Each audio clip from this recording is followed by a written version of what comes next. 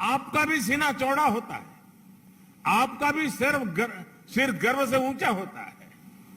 परदेश में रहते हुए आप अपने देश की भी चिंता करते हैं, इसलिए विदेश में रहते हुए भारत की सफलता को आगे बढ़ाने में, भारत की छवि को और मजबूत करने में भी गुरुओं ने पूरब से पश्चिम, उत्तर से दक्षिण पूरे भारत की यात्राएं की।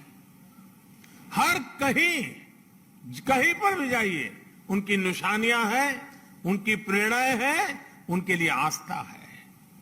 पंजाब में गुरुद्वारा हरमंदिर साहिब जी से लेकर उत्तराखंड में गुरुद्वारा हेमकुंड साहिब तक, महाराष्ट्र में गुरुद्वारा हुजूर साहिब से लेकर हिमाचल में गुरुद्वारा पांटा साहिब तक, बिहार में तख्त श्री पटना साहिब से लेकर गुजरात के कच्छ से गुरुद्वारा लखपत सिंह साहिब तक हमारे गुरुओं ने लोगों को प्रेरणा दी, अपने चरण रथ से इस भूमि को पवित्र किया।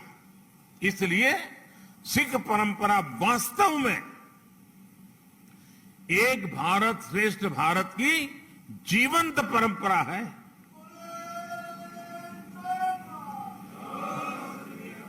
भाइयों और बहनों, आजादी की लड़ाई में और आजादी के बाद भी सिख समाज का देश के लिए जो योगदान है, उसके लिए पूरा भारत कृतज्ञता अनुभव करता है। महाराजा रणजीत सिंह का योगदान हो, अंग्रेजों के खिलाफ लड़ाई हो या जलियांवाला बाग हो, इनके बिना न भारत का इतिहास पूरा होता है, न हिंदुस्तान पूरा होता है। आज भी सीमा पर खड़े सिख सैनिकों के शौर्य से लेकर देश की अर्थव्यवस्था में सिख समाज की भागीदारी और सिख एनआरआई के योगदान तक, सिख समाज देश के साहस, देश का सामर्थ्य और देश के श्रम का पर्याय बना हुआ है। साथियों, आजादी का अमृत महोत्सव हमारे स्वतंत्रता संग्राम के साथ साथ हमारी संस्कृति और विरासत को सेलिब्रेट करने का भी अवसर है, क्योंकि आजादी के लिए भारत का संघर्ष केवल एक सीमित कालखंड की घटना नहीं है। इसके पीछे हजारों साल की चेतना और आदर्श जुड़ी थी। इसके पीछे आध्यात्मिक मूल्य और कितने ही तप त्याग जुड़े हुए थे। इसलिए आज देश जब एक तरफ आजादी का अमृत महोत्सव मनाता है, तो साथ ही लाल किले पर गुरु तेग बहादुर जी का 400वां प्रकाश पर्व भी मनाता है। श्री अकाल। गुरु तेग बहादुर जी के 400वें प्रकाश पर्व के पहले हमने गुरु नानक देव जी का 550वां प्रकाश पर्व भी पूरी श्रद्धा के साथ देश विदेश में मनाया था। गुरु गोविंद सिंह जी के 350वें प्रकाश पर्व का सौभाग्य भी हमें ही मिला था। साथियों, इसके साथ ही इसी कालखंड में करतारपुर साहिब कॉरिडोर का निर्माण भी हुआ। आज लाखों श्रद्धालुओं को वहां शीश नवाने का सौभाग्य मिल रहा है। लंगर को टैक्स फ्री करने से लेकर हरमिंदर साहब को एफसीआरए की अनुमति तक, गुरुद्वारों के आसपास स्वच्छता बढ़ाने के लेकर उन्हें बेहतर इंफ्रास्ट्रक्चर से जोड़ने तक देश आज हर संभव प्रयास कर रहा है। और मैं सतनाम जी का आभार व्यक्त करता हूं। उन्होंने जिस प्रकार से वीडियो को संकलित करके दिखाया, पता चल सकता है कि पूरी श्रद्धा के साथ हर क्षेत्र में किस प्रकार से काम हुआ है। आप लोगों से समय समय पर जो सुझाव मिलते हैं, आज भी काफी सुझाव मेरे पास आपने दिए हैं। मेरा प्रयास रहता है कि उनके आधार पर देश सेवा के रास्ते पर आगे बढ़ता रहे। साथियों, हमारे गुरुओं के जीवन की जो सबसे बड़ी प्रेरणा है, वो है हमारे कर्तव्यों का बोध।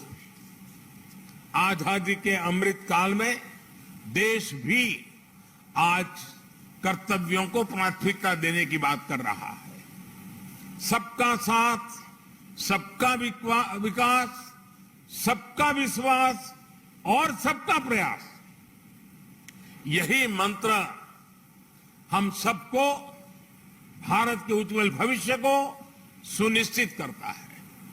एक कर्तव्य केवल हमारे वर्तमान के लिए नहीं है, ये हमारे और हमारे देश के भविष्य के लिए भी है, ये हमारी आने वाली पीढ़ियों के लिए भी है। उदाहरण के तौर पर आज पर्यावरण देश और दुनिया के सामने एक बड़ा संकट है। इसका समाधान भारत की संस्कृति और संस्कारों में है। सिख समाज इसका जीता जागता उदाहरण है। सिख समाज में हम जितनी चिंता पिंड की करते हैं उतनी ही पर्यावरण और प्लेनेट की भी करते हैं। प्रदूषण के खिलाफ प्रयास हो, कुपोषण से लड़ाई हो या अपने सांस्कृतिक मूल्यों की रक्षा हो, आप सभी इसी तरह के हर प्रयास से जुड़े नजर आते हैं। इसी श्रृंखला में मेरा आपसे एक आग्रह भी और है। आप जानते हैं कि अमृत महोत्सव में देश ने के सभी जिलों में, यानी हर जिले में 75 अमृत सरोवर का संकल्प लिया है। आप भी अपने पिंडों में अमृत सरोवरों के निर्माण का अभियान चला सकते हैं। साथियों, हमारे गुरुओं ने हमें आत्मसम्मान और मानव जीवन के गौरव का जो पाठ पढ़ाया, उसका भी प्रभाव हमें हर सिख के जीवन में दिखता है। आजादी के अमृत काल में यही देश का भी संकल्प है। हमें आत्मनिर्भर बनना है, गरीब से गरीब व्यक्ति का जीवन बेहतर करना है। इन सब प्रयासों में आप सभी की सक्रिय भागीदारी होना और आप सबका सक्रिय योगदान होना बहुत अनिवार्य और आवश्यक है। मुझे पूरा भरोसा है गुरुओं के आशीर्वाद से हम सफल होंगे, जल्द एक नए भारत के लक्ष्य तक पहुंचेंगे। इसी संकल्प के साथ आप सभी को मैं बहुत बहुत धन्यवाद देता हूं। आपका यहां आना वो मेरे लिए संगत से भी बहुत ज्यादा है और इसलिए आपकी ये कृपा बनी रहे। और मैं हमेशा कहता हूं, ये प्रधानमंत्री निवास स्थान ये मोदी का घर नहीं है, ये आपका अधिकार क्षेत्र है, ये आपका है। इसी भाव से, इसी अपनेपन से हमेशा हमेशा हम मिलकर के मां भारती के लिए, हमारे देश के गरीबों के लिए, हमारे देश के हर समाज के उत्थान के लिए हम अपना कार्य करते रहें। गुरुओं के हम आशीर्वाद हम पर बने रहें। इसी एक भावना के साथ मैं फिर एक बार आप सबका बहुत बहुत धन्यवाद करता हूं। वाहेगुरु का खालसा, वाहेगुरु के फतेह। बहुत धन्यवाद। मेरे मित्र,